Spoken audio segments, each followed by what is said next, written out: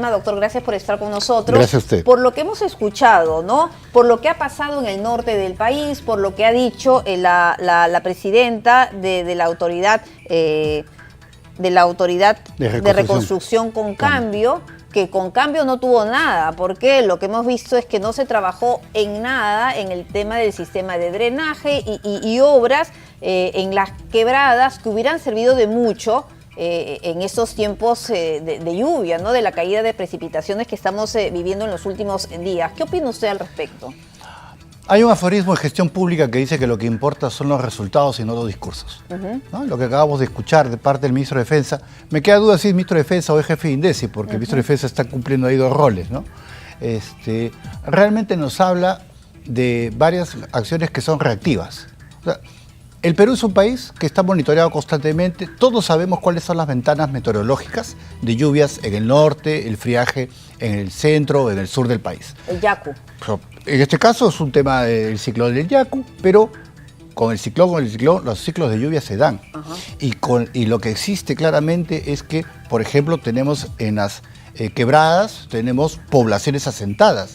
Tenemos, como en el caso de Piura, años que han pasado y no se ha trabajado el tema del encauzamiento del río o el desembalse del río Piura al mar. O sea, son actividades que se tienen que planificar con mucho tiempo de antelación. Y que se habían anunciado además, ¿no? Y lo que ha dicho la autoridad justamente en Palacio de Gobierno es que básicamente la institución, bueno, al menos lo que ella encontró cuando asumió el 7 de enero, se estaba dedicando a realizar obras en colegios y centros de salud.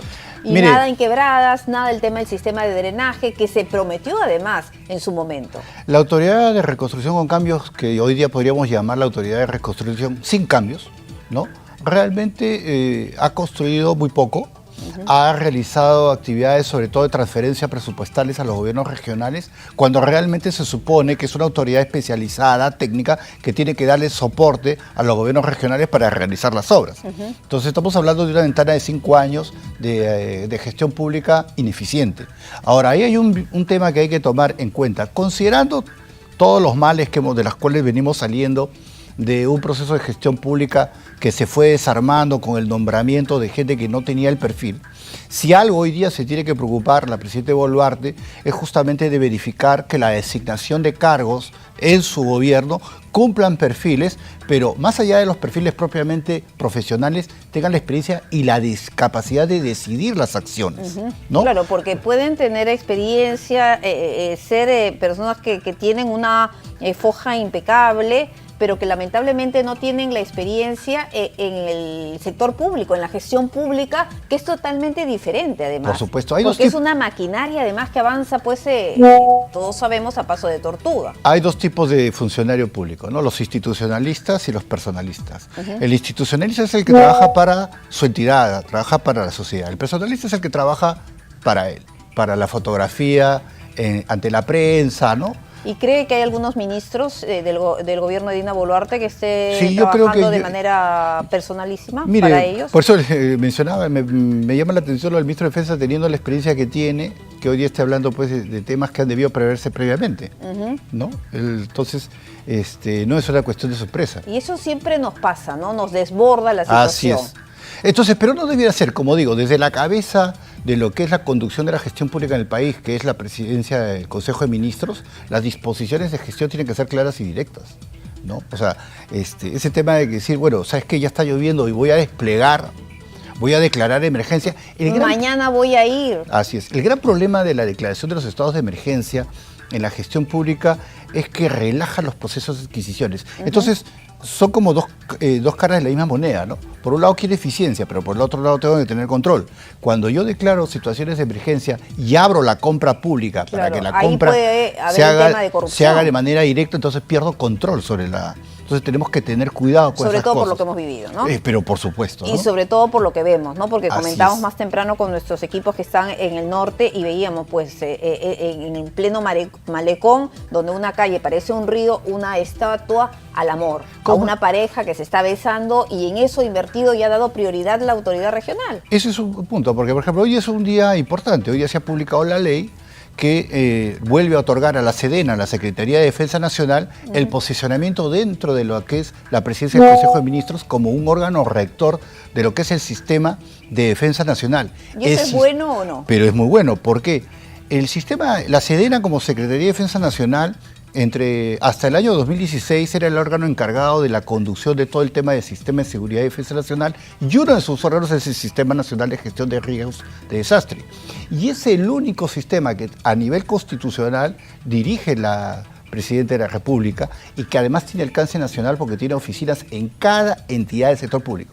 Sin embargo, lamentablemente por el desconocimiento que existe o por un tema simplemente de contrariedad política, en el gobierno de PPK, dentro de los 10, 15 días que inició el gobierno de PPK, le bajó de nivel a la Secretaría de Defensa Nacional y la volvió a una oficina dentro del Ministerio de Defensa. O sea, el ministro Chávez sabe muy bien que existe. Entonces, ¿qué sucede? Esta secretaría es justamente la que tiene que conducir todo el proceso, por ejemplo, de la movilización.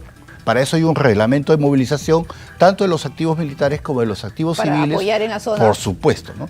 ¿Y por qué? Y porque tiene todo el tema de la red y ese que está encargado de regular los niveles regionales, provinciales y distritales. O sea, cuando se dice hemos declarado el tema en departamentos, o sea, cuidado ahí, o sea, el sistema de gestión de riesgos y desastres tiene niveles.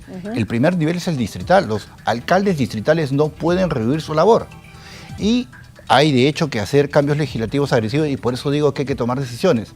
¿Quién sanciona a los alcaldes que le da titulación a las poblaciones en el cauce de río? En las zonas peligrosas, donde uno ya sabe, de acuerdo a la información que siempre están dando los especialistas, en cualquier momento se reactivan las quebradas. Claro, entonces, ¿quién sanciona eso? Entonces, eso es un tema de decisión, pues esa decisión tiene que ir a los niveles más altos. Entonces, la Presidencia de la República, que es el órgano político, obviamente, tiene en su representación en la presidencia del Consejo de Ministros, que es la que tiene que dar esas disposiciones. Pero siempre se habla de lo mismo, ¿no? Siempre se habla de lo mismo, pero siempre ocurre un panorama similar y vemos las imágenes, este panorama desolador.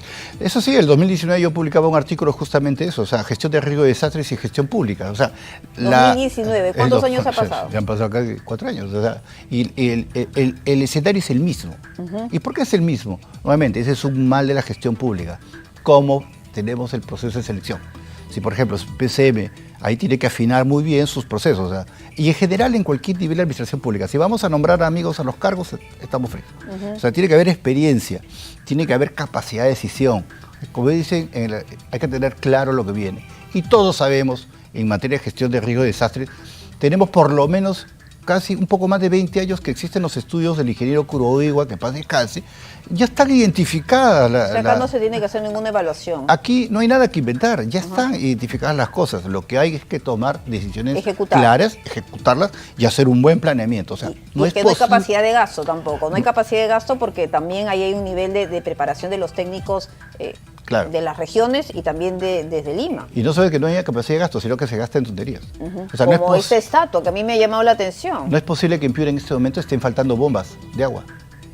O sea, cuando ya uno tiene... Las pocas están inoperativas. Imagínese. Y en Tumbes ninguna bomba, donde se han activado todas las quebradas, el alcalde bien gracias, y veíamos pues todos los daños que se están provocando. Entonces, una acción importante de parte del gobierno hoy día es darle la fortaleza a la Secretaría de Defensa Nacional para que se convierta en entidad. Ya dar un primer buen paso. Sí, eso, bueno, ha sido una norma que se ha aprobado por insistencia del Congreso.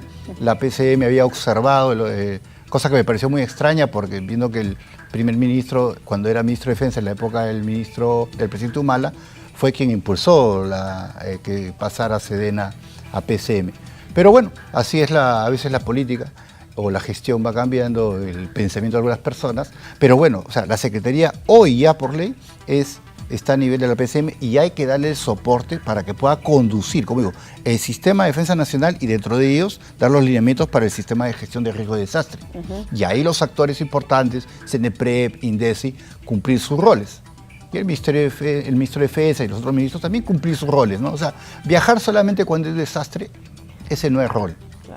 Y aparte que eso también pues molesta mucho a la población. En el norte ya están pidiendo nuevamente la renuncia del presidente del Consejo de Ministros, Alberto Otárola. Dicen que por inacción. Y le dicen que vaya a estas localidades afectadas y que se moje los zapatos. Claro, en gestión pública y en general, como existe el concepto que dice, hay la curva de la incompetencia, ¿no? O sea, que dice, cada persona tiene una capacidad específica para cumplir determinado rol, ¿no? Y nadie duda que, yo lo conozco al primer ministro y sé que es un profesional de primera, en el rol que ha cumplido, muy importante en la primera etapa del gobierno de la señora Boluarte, pero creo que en este momento tenemos que comenzar a mirar ya en un escenario de mediano y largo plazo, de acá al 2026, que es necesario hacer gobierno. Yo creo que la señora... 2026, ¿qué significa? ¿Que ya como que nos tenemos que acostumbrar que vamos a seguir tal cual? No, lo que y creo... que van a terminar el mandato y no haber adelanto de elecciones? Yo, creo y parto el punto de partida de que si nosotros no comenzamos, en general como país, como gobierno, no comenzamos a pensar la política pública, de gestión pública, de mediano y largo plazo, siempre vamos a estar en la situación que estamos viendo. Hoy día hay que estar pensando en función al 2016 y que el tema político vaya corriendo en su mundo paralelo. Más allá de quién es el Más gobernante. allá, pero hay que pensar por qué. Y eso siempre Pero es difícil, ¿no? Que si es que aprueban algo en este gobierno, el siguiente lo va a ejecutar o lo va a continuar. Pero esa es la pobreza de la política peruana. Pues. ¿Por qué? Porque no tenemos partidos políticos que tengan cuadros suficientes. Estamos viendo partidos como, por ejemplo, como Avanza País, que ¿cómo se llama? Le debe a sus proveedores, sale con problemas de, ¿cómo se llama? Contrato de una empresa que tiene 15 días recién de creada. O sea, ¿qué tipo de líderes estamos formando en los partidos, ¿no? Ellos son los que son incapaces de seguir una política pública. Pues. Porque una política pública, como por ejemplo la de gestión de riesgo y desastre, seas de izquierda, seas de derecha, seas rojo, seas blanco, seas verde, la tienes que continuar. Claro, lamentablemente aquí en nuestro país no se da. Pero lamentablemente debería ser, ¿no? Pero claro que sí. Por eso digo, hoy tenemos que ya comenzar a pensar, por lo menos en el corto y mediano plazo, en el 2026, 2030 y 2040. No olvidemos que las proyecciones nos dicen que para el 2040 vamos a tener 43 millones de habitantes y el 85% de la población va a vivir en las ciudades. ¿Qué pasa si nos llega Dios no quiere, un desastre como el terremoto en Turquía? ¿Cuál es la capacidad real que tiene el Estado peruano y la administración pública del Perú? De respuesta, capacidad real de respuesta. Así es. Eso es lo que tenemos que comenzar a pensar hoy como país y es lo que tienen que comenzar a pensar hoy quienes están en la conducción del país. Eso es ser líder de una política pública. Eso es ser realmente un funcionario institucionalista. Eso es realmente pensar en el país. Ojalá que los políticos pues entiendan eso como tiene que ser para evitar pues esta situación desoladora que se repita, ¿no? De aquí a un tiempo más. Muchísimas gracias, doctor Herrera, por haber estado con nosotros aquí en Estación Central. Nos vamos rápidamente, ¿no? Una nueva pausa comercial y volvemos con más.